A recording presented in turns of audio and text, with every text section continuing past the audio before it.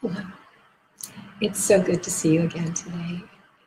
I really appreciated your comments yesterday. Please feel free to add comments, and that can help to direct the flow of where we go with these little talks. Today I thought I might just mention to you that we're coming into autumn, and this is the time of the large intestine and the lungs in Chinese medicine. And already today I've seen a few people who are beginning to have issues like laryngitis or beginnings of bronchitis and things of that nature. They're just right on time. So the Chinese and also in India, they have a very deep understanding of how we have specific things going on at different times of the year, that the body needs certain support, and that it has a tendency to have certain weaknesses. And when we do good things for the organs that are receiving the primary focus, we can get far more benefit than any other time of the year. And when we do things that are harmful, we get far more intensification than any other time of the year. And I found it really interesting that our friend was really stressed because he had made a financial decision that he could handle, but it wasn't typical for him to spend that much money on himself. He got a new car, and he had a history of only having older cars, and anyway, the next thing we know, he can't talk. And we saw a lovely friend who is from France, and she was having issues with her throat and breathing. And it's interesting, it's like having somebody in your throat that you don't want is part of the meaning of the sore throat in France, and possibly also because she's very deeply involved with the Kabbalah, perhaps in the Kabbalah as well. And a lot of times we'll find out that there's issues with breathing and speaking when we don't want to share our air with someone. And we find that a lot right after Thanksgiving dinner when we're dealing with family issues and things that are challenging and bringing up childhood sufferings and pain. But what I wanted to talk to you about is that this would probably be the best time of year, if you're interested, in doing some testing to see if there's any imbalances in the ecology in your gut and your body. More and more today, science is turning its attention towards the microbiome. And interestingly enough, there are tests that are far more accurate than we've seen for a very long time. We're actually testing, looking at the genetics. So we can take a stool sample and check out the genes that are in the stool sample. And it could tell us if we have things like Helicobacter pylori, or if there's amoebas, or different types of parasites, or flukes, or things that might be really causing us a challenge. So I like to recommend to people that whenever we do anything that has to do with balancing the microbiome and perhaps inviting certain critters to leave the body, that we do that during the full moon time. It appears that there's not only a rhythm of the year, a big circadian rhythm, but there's a smaller one of the moon cycle.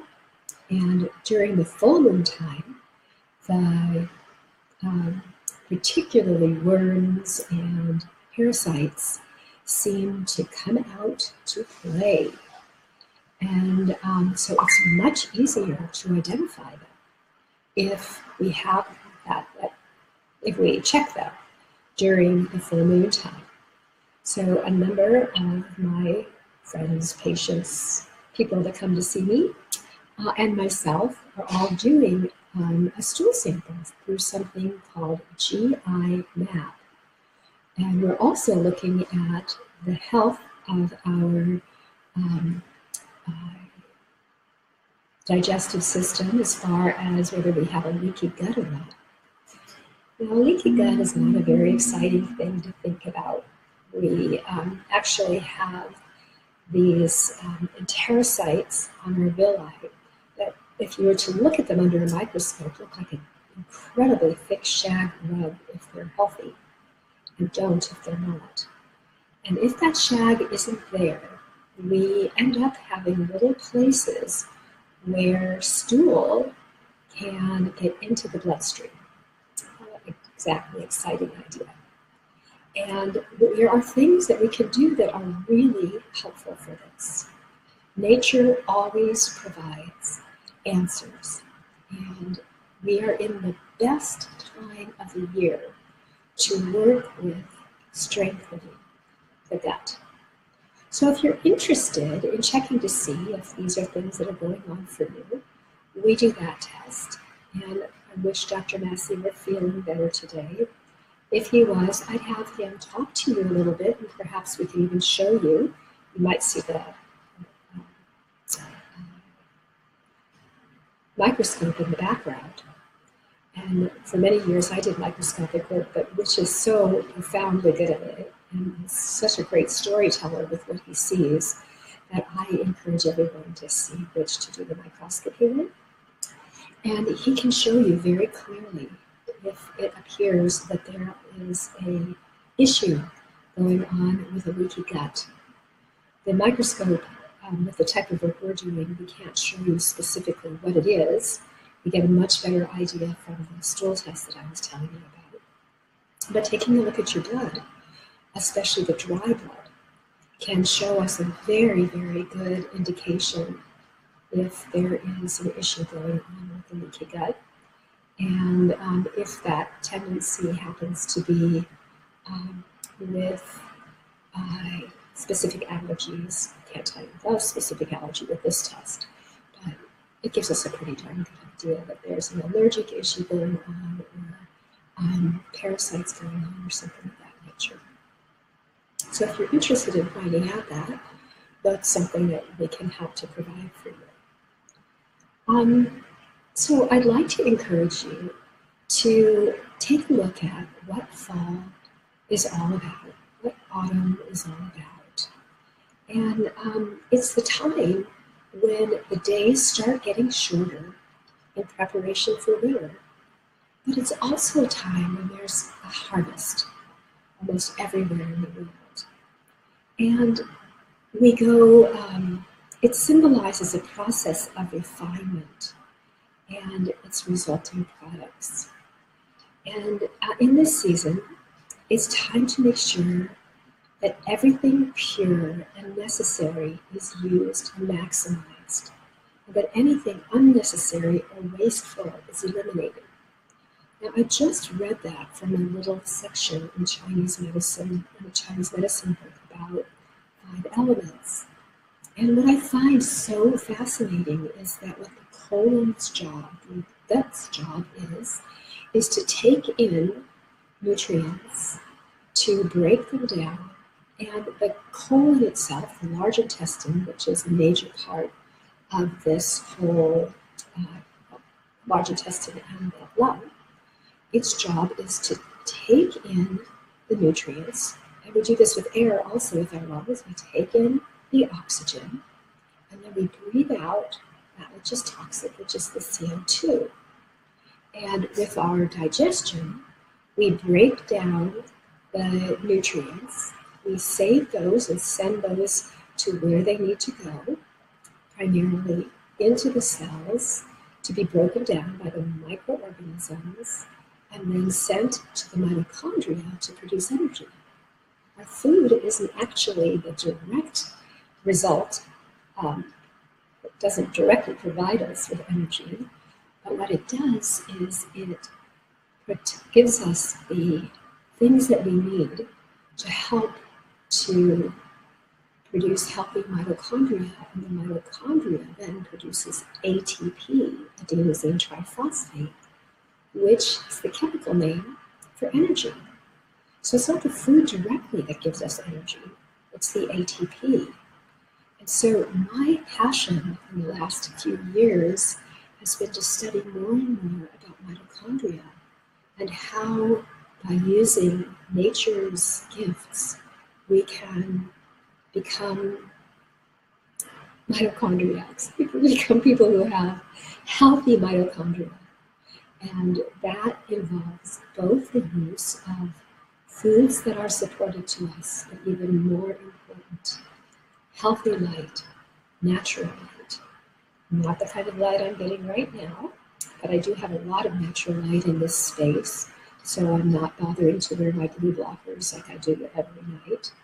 But when you're in front of a computer all day, it's a really good idea to be wearing blue blockers, and I happen to have a blue blocking program on my computer to help to reduce the negative effects of blue light. And one of these days we'll get into having quite a discussion about blue light and how we need the full spectrum in its proper balance, in its proper time of day.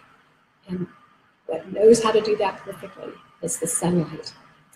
And the sun that gives us different types of light, different times of day, and different times of the year.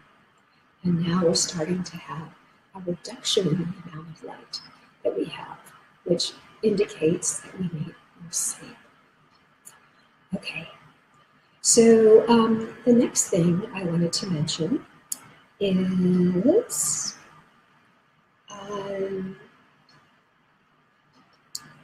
well, this is the time of purification and elimination based on Chinese medicine.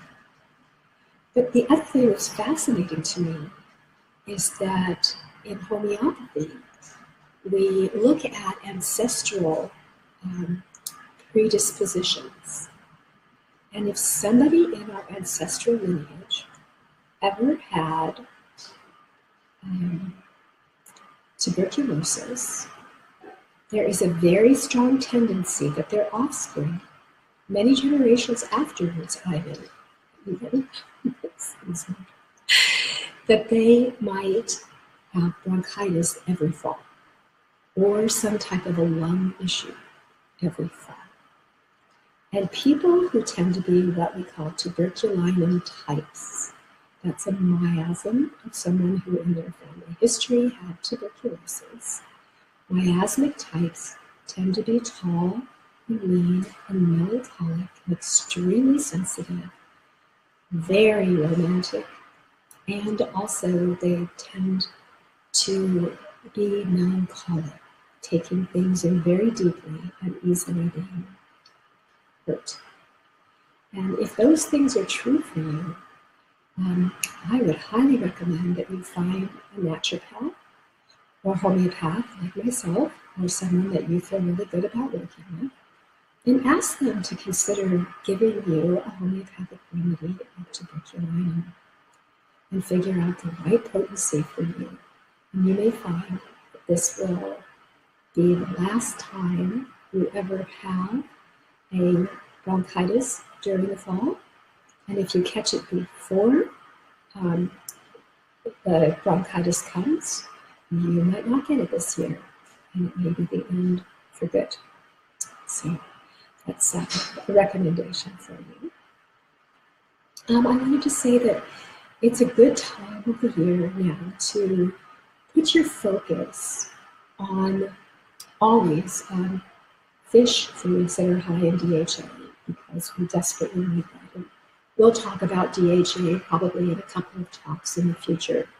But real DHA from fish and seafood is really where we got to get that DHA from, because our bodies respond differently to supplemental forms of DHA than they do to DHA that's actually found in the food.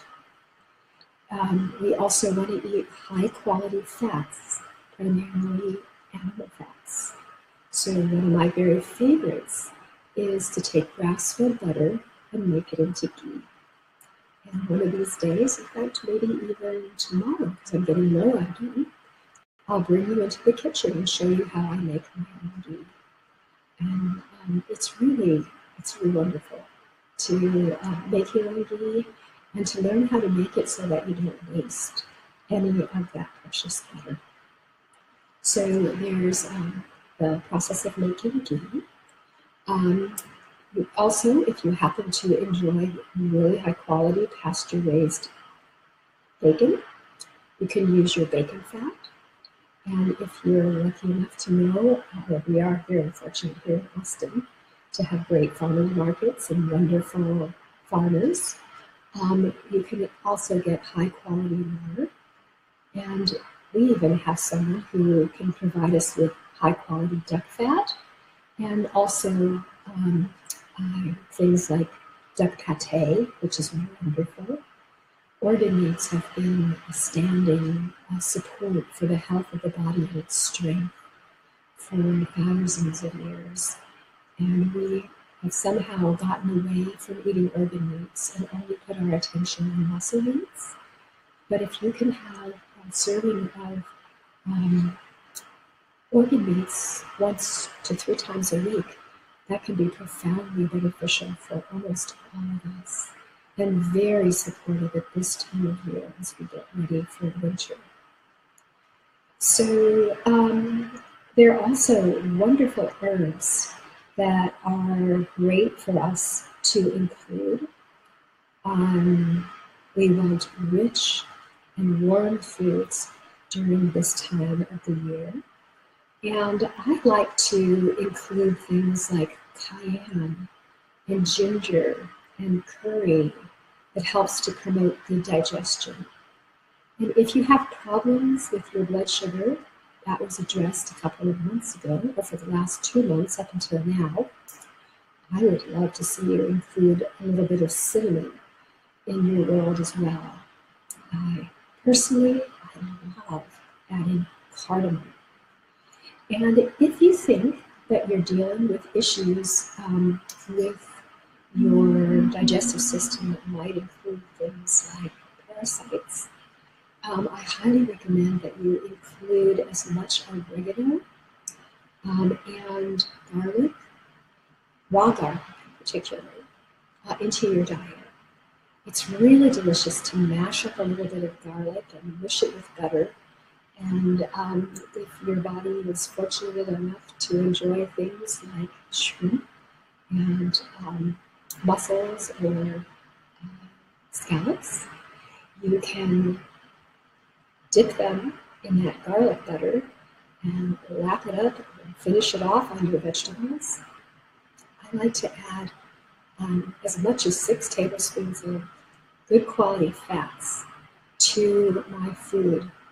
Not just avocados or from a nice cut of lamb, but I like to add as much as 6 extra tablespoons of ghee and coconut oil and duck butter and things like that, duck fat. I even found a source from time to time at Trader Joe's where they have Dyson grass-fed butter. It's really awesome. So starting to enjoy those fats. And sometimes if you haven't been eating them because the world around us for so long has talked about being low-fat eaters, low-fat diets, you have to slowly build up. You can do that and just increase your intake of fats little by little. And that will strengthen and make a healthier gallbladder for you. And not today, but another day, we can talk about a fabulous way to strengthen the gallbladder and the liver, which is through doing coffee habits. So I hope you enjoyed what we shared today, and I encourage you to get ready for fall and enjoy all of the bounty that nature is giving us. Oh, and one last very important piece. It's also extremely important how we go about enjoying our food. It's best not to be running around with food in your mouth and driving your car and talking on the phone and doing a million other things. It's best if you could take a few moments and really recognize the gift of the bounty that you're about to partake and slowly eat and chew your food very well. I'm not as great at this as I would like to be, but there are so many people who have said that just by chewing their food 25 to 30 bites, so that anything that's more solid becomes water-like before you eat it, and to swish good quality juices and things like that around in your mouth. I like to even enjoy the different flavors of herbs, even when they're strong. And so I'll put them on my tongue and then swish them around in my mouth before I swallow them, because the flavors actually have a quality as well. We can talk about that another time. There's so much to share, so much magic in looking deeply into the gifts that nature provides to us. So thank you so very much for joining me today, and I'd love to hear what you think about this show. Oh, and of course, if you have an interest in coming to see us, Rich and I have been practicing for a very long time. My fascination with alternative medicine and healing and spirituality all began at 14 when I started working in health food restaurants and exposing myself to Rudolf Steiner's work and anthroposophical medicine. And it's been more than 50 years now that I have passionately been studying, exploring, and working with alternative medicine. Of course, not nearly that long, more like 30 years professionally, but 50 years. It's amazing to think about. So let's learn how to discover the magic of these extraordinary bodies that we have. I love that I'm going to be 65 really soon, and I have more energy than I did in my 30s. And you can too. Have a beautiful day, and hopefully we'll be in touch soon. Bye.